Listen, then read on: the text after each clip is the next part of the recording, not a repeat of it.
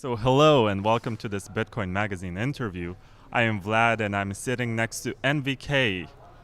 So, how do you do, mister? And how's it going with the Coldcard wallet and the Opendime and all the great products that you are releasing nowadays?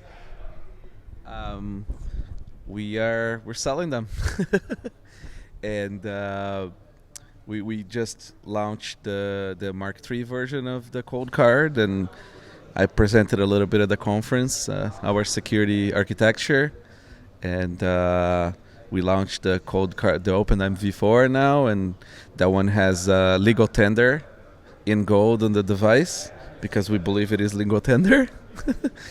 That should be interesting. Yeah. So, I heard you talk about the Coldcard and you mentioned that you will not give in to outside pressures of adding features or modifying according to people's expectations. And basically, it's a device that you design for yourself and your personal needs. And how does that philosophy work? And what are your needs more specifically?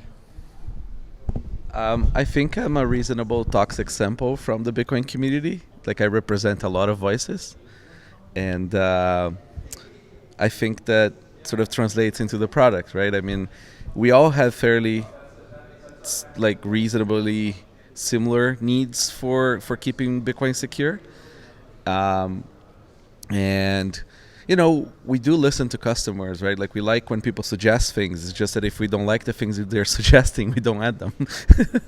um, I, I think that's important because there's always going to be other products, right? There's always going to be competition, and I think that if we're not serving those customers for whatever reason, they can buy this different devices that may serve what they need, right? Like for example, altcoins or unsecure devices or it's just we're gonna make what we think should be made. It's a fairly it's a good way of building products. So last year around the time I remember all the major Bitcoin influencers were saying you should buy a Ledger or a Trezor and this should be used as your cold storage. But now that there's a cold card, I saw a tweet yesterday by Matt Odell and he basically said that if you're a Bitcoiner and you don't own a cold card, then you're basically not following the cypherpunk ethos or something. So how can actually consumers, I mean, Bitcoiners who buy hardware wallets keep up with this ever improving market of hardware wallets? And why should anyone switch from a Trezor or a Ledger to the cold card? So I think the main issue is that one manufacturer is simply not physically secure, right? I mean, it's been bound, and the other one is closed source. So I think this idea, and including me, I used to suggest for people to buy a hardware wallet from one of those two. Is these were the two available, so people would go and buy from them.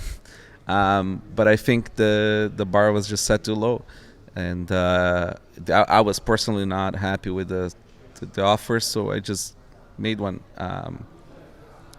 And I think that people are sort of catching up to it. Um, we're not sort of doing this as sort of like we want to take the whole market, we're going to have the features, we're going to have all the stuff.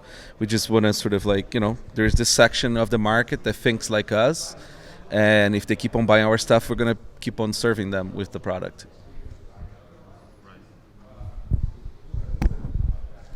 So, how would you describe the cold card wallet in terms of concealing it as something else? Because I know that the Trezor looks like a car key with which you open the doors.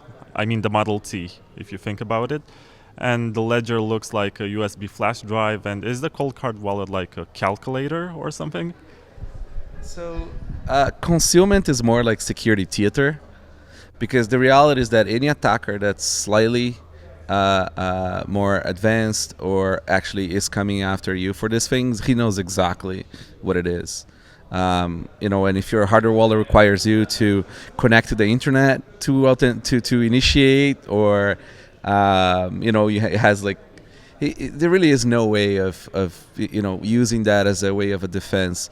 I think the defense needs to be done by making it secure, by making it brickable, by having proper backupping system and like segregation of coins and like really going through the motions of doing it right as opposed to just trying to like hide in sort of plain sight.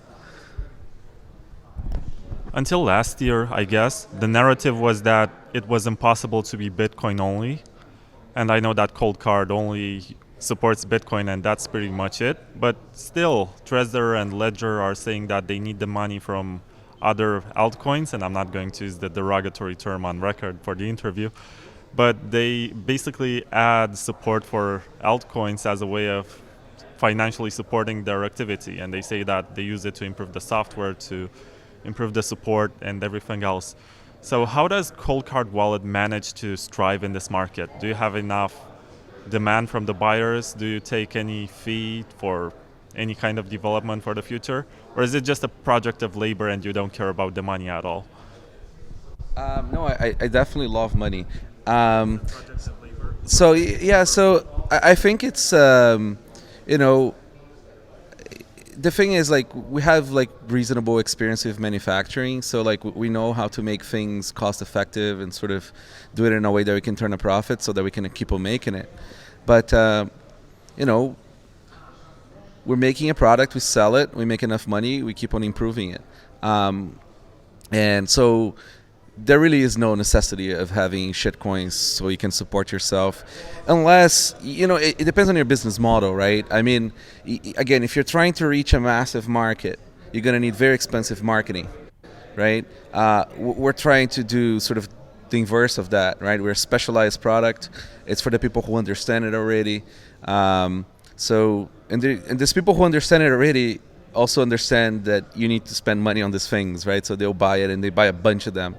And then, you know, when we launch new models, they buy it again because they understand that we're spending that money to make it better. And sort of, you know, that's the tricky part with hardware, right? Because you sell it once and then, you know, you need funds to sort of continue support and continue improving it. But the economics of it will really work. I mean, hardware is surprisingly doable. It's a good business. In such a short amount of time, you have managed to release 4 versions of the Coldcard.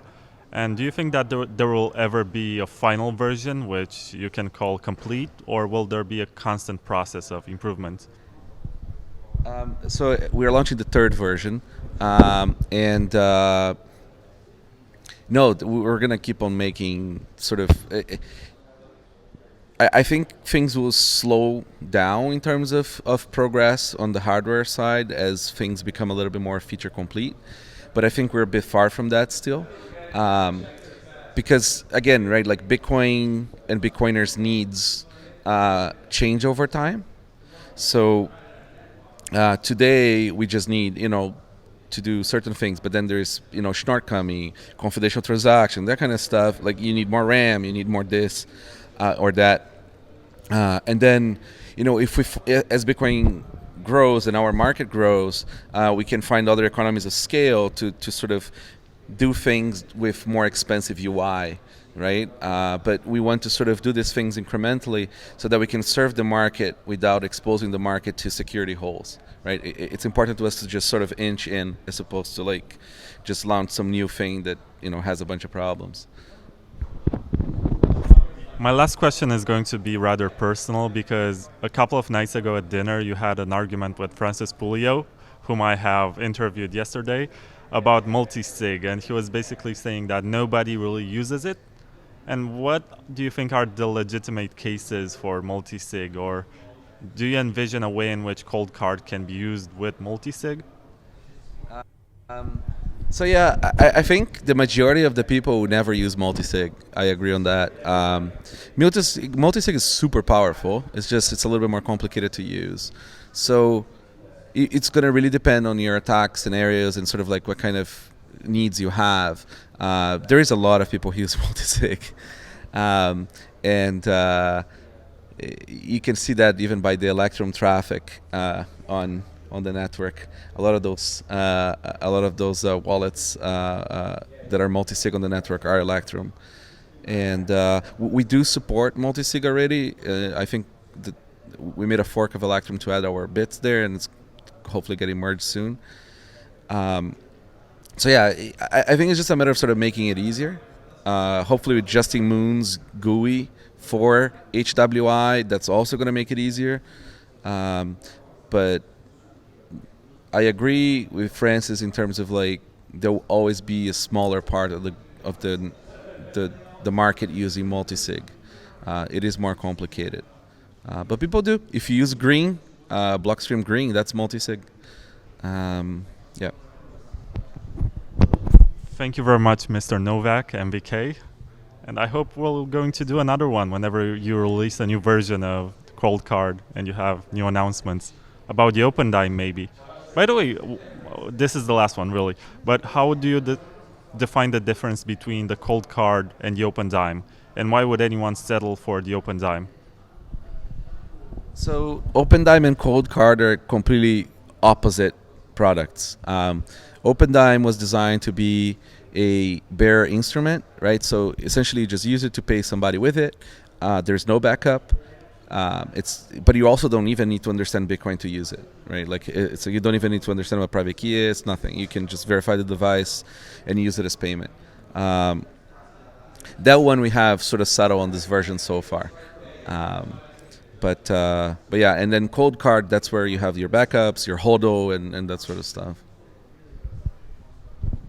Okay, thank you. This was great. Can you hold this? Wait.